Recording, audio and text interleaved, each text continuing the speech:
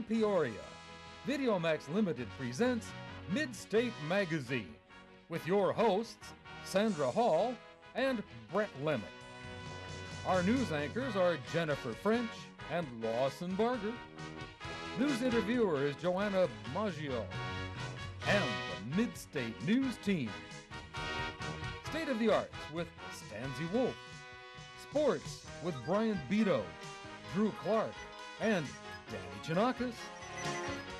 Amanda Swanson takes us about town. And Daniel Shore takes us exploring Bradley. Lamara Johnson is our street team. Casey Schwartz says, let's eat. Anna Deep is in need.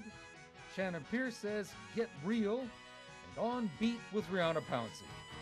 Our Tech Talk segment, producer and host is Troy Ahmet. And now, from America's friendliest city, VideoMax Limited presents Midstate Magazine with your hosts, Sandra Hall and Brett Lemick. Take it away, kids. Welcome to Midstate Magazine, where you get all the newest highlights hitting you right from our studio scene. Hi, I'm Sandra Hall. I'm the proud new host of Midstate Magazine. I'm a freshman here at Brown University, pursuing a degree in communications. I'm from Chicago, Illinois, and I'm so happy to be here with my new co-host, Brett. Thanks, Sandra. New co-host indeed. This is my first time doing this, so if you're tuning in for the first time, we're in the same boat. Don't worry about it. We have a lot to look forward to. My name is Brett Lemick, and I'm also from Chicago. I'm a junior at Bradley University, and we have a lot of great stuff lined up for you. Like I said, segments, movies, news, street team, in need, lots planned. I'm excited. Right, me too. And later in the show, we have tips for going back to school. And also a look into Facebook. But if you think it involves a book, you're wrong, so stay tuned. And ratemyprofessor.com, which pretty much says it all in the name. So yeah, looks like we have a lot to do. Yes. So you're a freshman? How's that going? First year here in college, and I love the experience. Love it, and not worried about tests or any classes like that? Not at so all. far? I haven't had tests in, I have a test in 3 weeks from now, so I'll be preparing. I'm jealous. I just had a test before this, actually. How'd you do? Good, I hope. We'll see. And I'll tell you next show how I did. You know, if my professor's watching, B or A, B+, whichever. You know, we strive for the best here at Midstate Magazine. So what are you involved in, or like around campus? Well, I'm involved in Black Student Alliance. Okay. I'm also involved in BUMS, which is Bradley University's Media Society. So I'm thinking of running for the part of the exec board. So we'll see how that goes. Awesome. So what are you involved? I heard that you're in a fraternity. Yeah, I am. Actually, let's get to that later. We have news with Lawson Berger and Jennifer French. All right, let's take it away.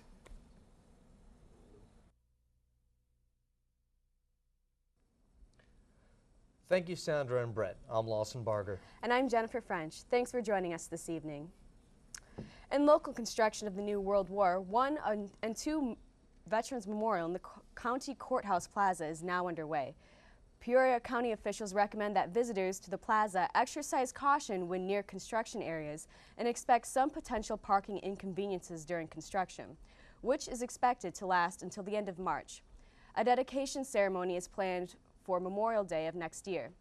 For more information on improvements to the Courthouse Plaza, please contact County Administration at 672-6056. The annual Peoria Labor Day Parade was nothing short of a success. A wide range of laborers, from iron and metal workers to teachers and politicians, joined the parade route through the downtown area.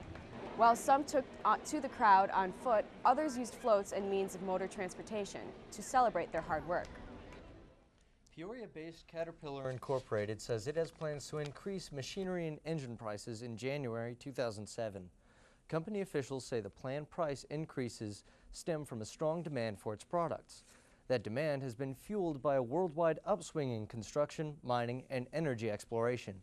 Machinery prices will increase up to 5%, and engine prices will rise up to 7%.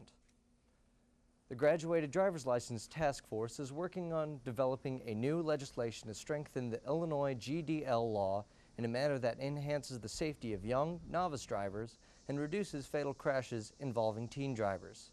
This legislation will be introduced in the fall veto session. The Graduated Driver's License GDL Task Force includes legislators, traffic safety experts, teachers, and many more. GDL programs are designed to delay full driving privileges while allowing beginning drivers to obtain their initial experience under low-risk conditions. Governor Rod Blagojevich declared he would like to make the minimum wage in Illinois equal to or higher than any other state. Oregon currently sets the benchmark at $7.50 an hour compared to $6.50 in Illinois and $5.15 the federal minimum wage. By calling 1-800-478-3998, employees can file a complaint against employers they suspect are not paying the state's required minimum wage of $6.50. Illinois minimum wage increased from $5.15 an hour after Blagojevich signed a bill pushed for in August 2003. Blagojevich also said 2 state employees will be hired to investigate the violation complaints, and he promised to push for an even larger minimum wage increase if elected to another 4-year term. After more than 200 underage drinking incidents and complaints to the West Peoria City Council, the Lucky Lady Saloon and Cruisins have lost their Class B liquor licenses, meaning that both establishments can no longer allow patrons under 21 to enter after designated time frames. Underage patrons are allowed to inside of Cruisins until 8 p.m., the Lucky Lady until 10 p.m. In health news, the Illinois Breast and Cervical Cancer Program now makes it easier for women to get screenings for breast and cervical cancer. The state has expanded income eligibility to women in households earning up to $50,000 a year. Health officials say coverage is not limited to just screenings, and eligible women can get help with treatment even if outside of the preferred provider network. For more information on the screening program, call your county health department or the Illinois Women's Health Line at 1-888-522-1282. Two surgeons from the University of Pennsylvania are using a robot to perform throat and neck cancer surgeries on patients. Dr. O'Malley and surgeon Gregory Weinstein partnered together on each operation, with one at the robotic console and the other at the patient's side. The usage of this new technology saves on the amount of side effects and scars left on patients, as well as cutting down on the amount of time spent in surgery. Each year in the United States, there are 50,000 cases of throat and neck cancer. To date, the doctors have performed more than 60 surgeries this way. If you would like more information, please contact Health Systems Referral Line Hospital of the University of Pennsylvania, 1-800-789-PENN 7366. The Bradley University Alumni Center and soccer team hosted a Brat Fest last month to raise money for the team. The event includes raffles, food, and a silent auction.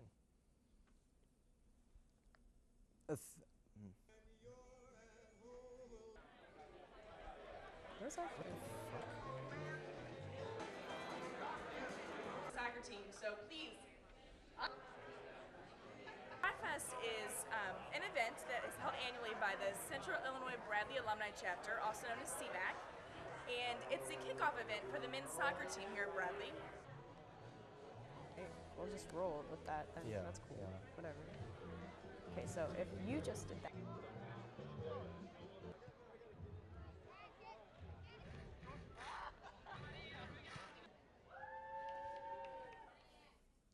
Bradley University is ranked among the top 10 universities in the Midwest in U.S. News and World Reports of America's best colleges for the past decade. However, Bradley's ranking in the 2007 edition has jumped from number 4 to 7.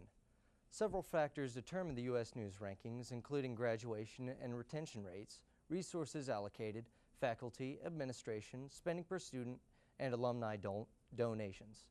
Bradley administration is still glad to be among the top 10 schools in the Midwest. And now we go to Brian Beto with sports. Thanks, Lawson. Well, even though the 2006-2007 women's basketball season is just a couple of months away, seventh-year head coach Paula Buscher isn't done adding to her roster just yet. The coaching staff has announced that they have signed transfers Felicia Neckmush and Monica Rogers. Neckmush, a Sweden native, will be active on the upcoming season rosters with 2 remaining years of availability. Rogers, on the other hand, a transfer from Hampton University, will have to sit out the 2006-2000 season due to NCAA guidelines and will be eligible for play next season. Well, staying on the Bradley beat, the Bradley soccer season is just getting started, fresh off a Missouri Valley Conference championship and NCAA tournament bid. One of the returning players from that championship squad, junior defender Brad Snook. We caught up with Brad as he gives us this year's first athlete tip of the week. Hi, I'm Brad Snook, member of the Bradley soccer team, and I'm here today to give you a few tips on how to take a proper penalty kick. All right, once you get your spot, just take a few steps back, whatever's comfortable for you. There's no real set standard on how far back you want to go. Some people go 20 yards, some people only take a step. I usually take 3 or 4, and you want to know, I pick my spot where I want to kick it ahead of time. I don't even look at the goalkeeper. I just, once the whistle's blown, I look at the ball, start my run up. Once I get here, I plant my foot directly right next to the ball, not too far forward, not too far back, just right alongside of it. Okay, now let's do it full speed. Okay. I get my spot, I take my steps back. I know where I want to go. I'm going to go right this time. I'm going to look at the ball the whole way. So leave it all up to me. Once the whistle blows, step up, plant foot, strike it, and it's in the goal. Now that we've shown you the tips, let's see if we can put them in action against one of the best goalkeepers in the nation.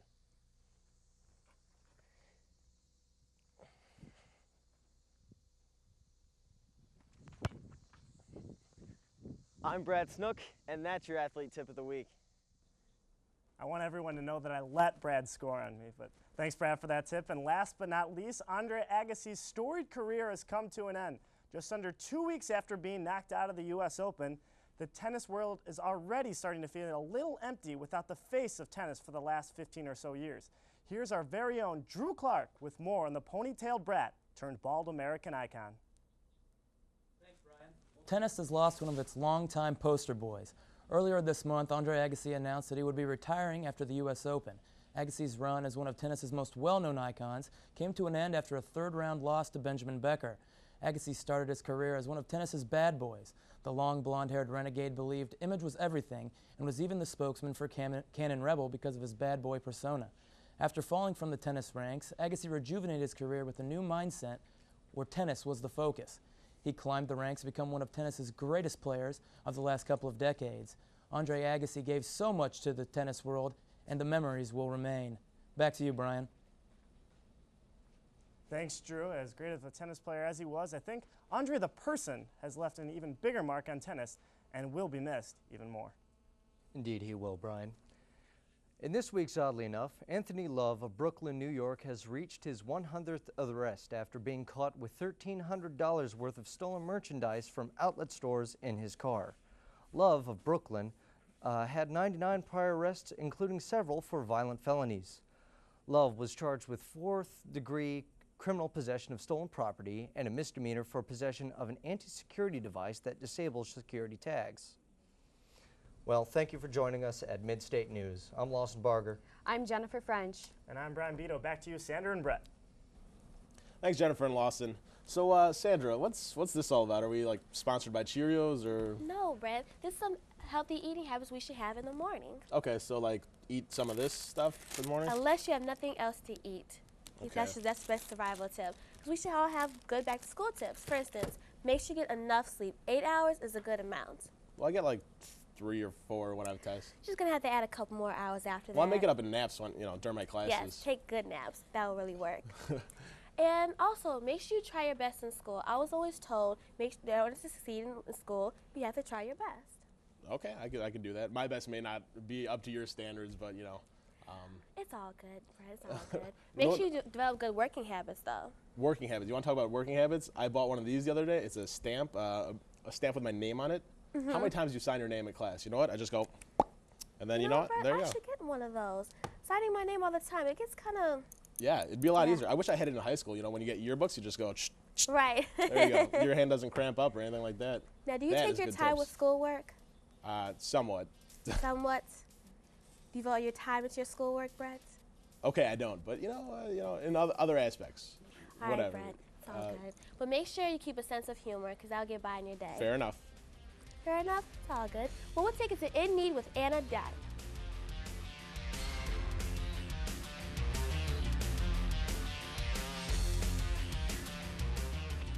We provide shelter, we provide clothing, we provide food to the children that show up. Every day, there's a need for kids to be taken care of, and for single-family mothers, sometimes it's difficult to maintain childcare and a job. Dan Oliver is the Crisis Nursery Program Supervisor at the Crittenton Center in Peoria. You have situations where you might have parenting stress, or you might have to go look for a job. These are situations where a parent needs someone with quality child care center where they have no one else to rely on. This is the first crisis nursery in Illinois and remained the only one in the Tri-County area. It's free to all children in need.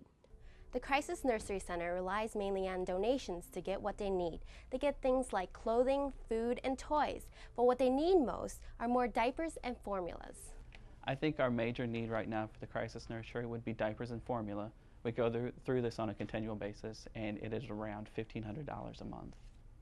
The Crisis Nursery Center is open 24 hours, 7 days a week. There's always staff on duty to accommodate emergencies.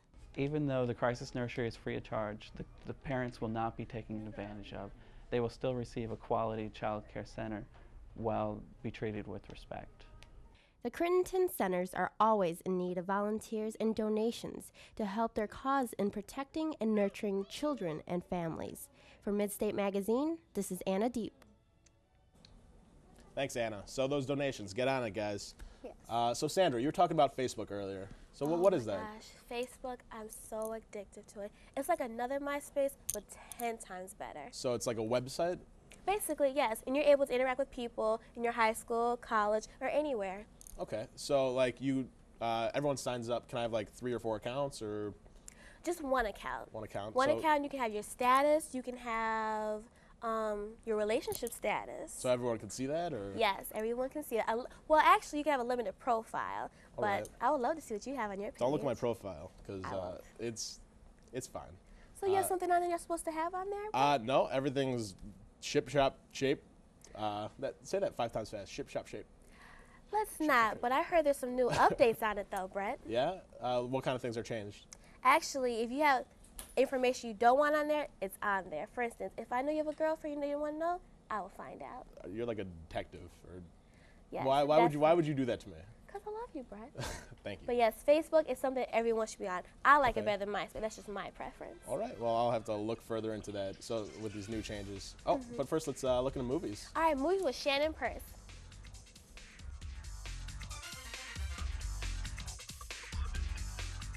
In honor of students everywhere, this week's movie is a back-to-school story that lets us be thankful that we have an entire 9 months to get through one grade level. Let's take a look. Billy Madison stars funny man Adam Sandler as the immature, irresponsible, spoiled, and extremely wealthy 27-year-old Billy Madison, who must go back to school and repeat all 12 grades in just 24 weeks. If he succeeds, then his father, Brian, played by Darren McGavin, will hand over his multi-million-dollar Madison hotel chain. You start school on Monday. Madison's love interest and third-grade teacher, Veronica Vaughn, is played by Bridget Wilson. Bradley Whitford plays villain Eric Gordon, who stands to inherit the company if Billy fails. Who will help me destroy Billy Madison?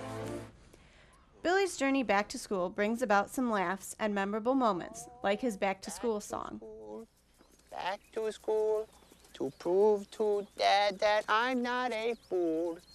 I got my lunch packed up, my boots tied tight.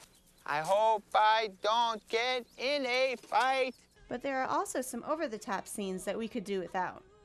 Overall, the movie is enjoyable, as long as you remember it's all done for fun. Not necessarily good, clean fun, but it's a fun movie anyway. It keeps you rooting for Billy to win out over Gordon, who does everything in his power to have Billy fail. Will the underdog come out on top? You'll just have to watch Billy Madison to find out. This isn't a film that's meant to be taken seriously, but it just doesn't quite get the job done. If you're looking for an Adam Sandler movie that will really tickle your funny bone, rent Happy Gilmore or The Wedding Singer. I give Billy Madison a B-. For Get Real, I'm Shannon Pierce. Thanks, Shannon. B-. Okay. So, Brett, what is this RateMyProfessor.com about? Okay, RateMyProfessor.com. Pay attention. It's a website where you can go and rate your professor. Like after you take him or during your course, whenever in the semester, if you think he's too difficult, you put it on there. You can look at 30 other students who wrote, this professor is too difficult, he makes you read out of the book. Yeah, and you find that all out. Are professors from Brown University on it? Every university, all the colleges, everywhere. Really? Yeah, it's really like worldwide. So have you posted anything on there? Yes, but only positive things. Positive, that's good. Me and my professors have a really tight relationship. That's so. good. So I could go on there, I could look at my professor and see what other people said about them. Yeah. And when you're choosing classes, look at professors, see what they're rated, so you can decide which ones to take. So you're telling me I could have chose a class from somebody else without having to choose? That is amazing. Yeah, it's really something to look forward to every time you're signing up for classes. I'm going to go on there tonight and check it out then. Okay. Well, All first, right. let's go to Street Team. All right, Street Team with Laura Johnson.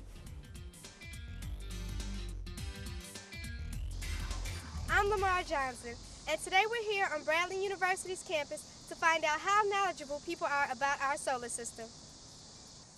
So do you know how many planets are in our solar system right now? Like 12 or 13, somewhere around there, I don't know. Do you know how many planets are in our solar system?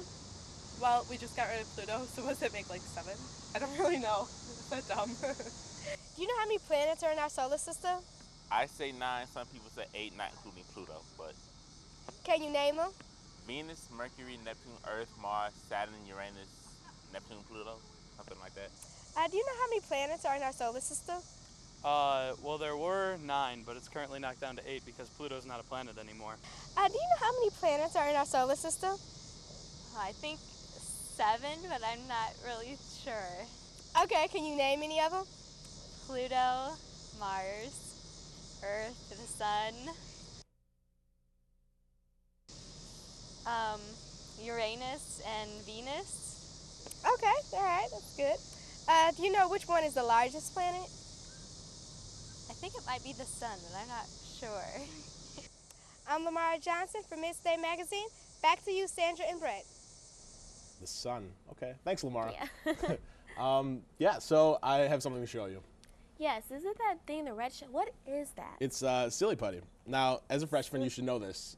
It's just like, it's like you mold it. It's kind of like clay, but doesn't get your hands dirty. Bring this to all lectures, things like that. Not to be distracted. Don't make like silly statues of the professor. So why do you bring that to class? So I'm not like distracted. So I have something to do while I'm taking notes and multitask. So do you massage with that? You could, whichever, do whatever you want. It's there. You can make like a little, maybe like an M for Midstate Magazine. Hey, this feels kind of good. Yeah, hey, I call my study putty, silly putty. Definitely. Do you mind if I something take to this bring. home to play with later? Sure. I'll share my silly putty anytime. Oh, thank you, Fred. You're such a sweetheart. Yeah, bring it to your class. Seriously, it really works. If you want to stay in tune with students today, this is all the rage.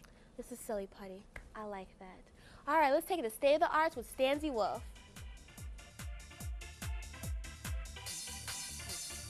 Something else to keep you occupied. Thank you, Sandra and Brett. Fiber as paint is the name typically given to the art of tapestry. Many famous artists, including Picasso and Klee, have commissioned tapestries from studios such as Aubusson in France. With us today is Janet Jugler, who has been working with fiber for many years. She studied art education with an emphasis in fibers at Illinois State University. After graduating, she became a member of the Connecticut Handweavers Guild and later designed pieces for Fox Valley artisans. Since then, she has taught, exhibited artwork, and worked on her personal artwork. She's now trying to focus on personal work rather than attempting to please an audience or gain recognition. Thank you for being here today. Now, show us what you have here. This is a spinning wheel, and with it you used to spin some of your own thread for your tapestries? Some of it, yes. Some of it, okay. Yes. I'm basically a weaver first and a spinner by just a little bit of practice. But it was easier to bring the spinning wheel than the loom. So okay. And that's what I about? did. Tell me about the spinning wheel. There's like a history behind it, isn't there? Well, the spinning wheel is actually a beautiful piece of artwork in itself. It was designed by a craftsman who's retired at the time. It's based on a Norwegian design, and it's not easy to make a spinning wheel. If you're a woodworker, you would know that if you ever tried it. It's not a straightforward, it's not like a piece of furniture because it functions, it's a machine. Mm-hmm.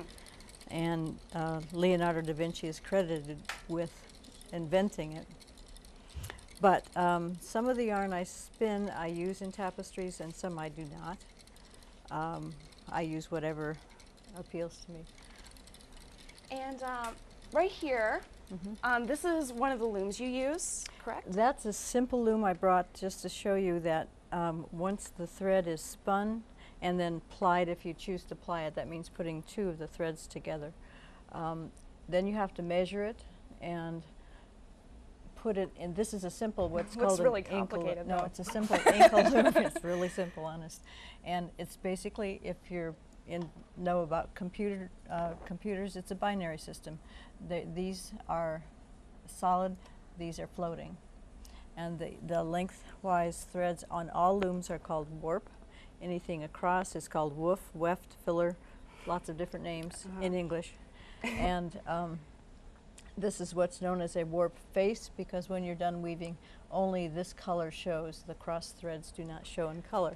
The reverse is true of the tapestry, where the weft is all that shows and the warp does not. Okay. And this is a very small one, like the other ones are actually a lot bigger? Big, yes. They come in a variety of sizes. I have one that I didn't have it quite ready to bring, but it would fit into a car, fold up about like so, and be the size of a small table. Yeah, I couldn't bring that one, could you? Then there's another one that's the size of a small grand piano, and I didn't bring that one either. Okay. Well, I'd like to show some of the samples here. Can you tell me about some of these? I did a series of small tapestries. I had been weaving a lot of practical things like placemats, so I kept the same size, and it was also, say, the size of, say, a TV set screen or a video screen or a computer screen, that format, size, scale.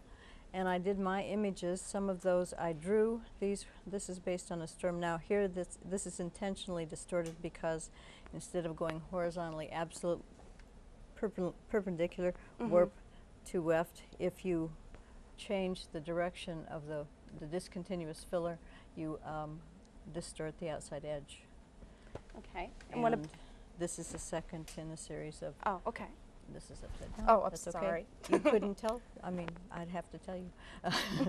But anyway, another in the series of storm, and you can see this, for example, is hand-spun dog hair of all things. And, make good use out of it, huh? Yeah, and silk in certain areas. Okay. And what about this one here? This is a series of trucks. Self-framed trucks. I found myself in traffic, and I seemed to always be behind a truck. So I started photographing them, and then I selected the photographs that I liked and interpreted them in tapestry in that same size format.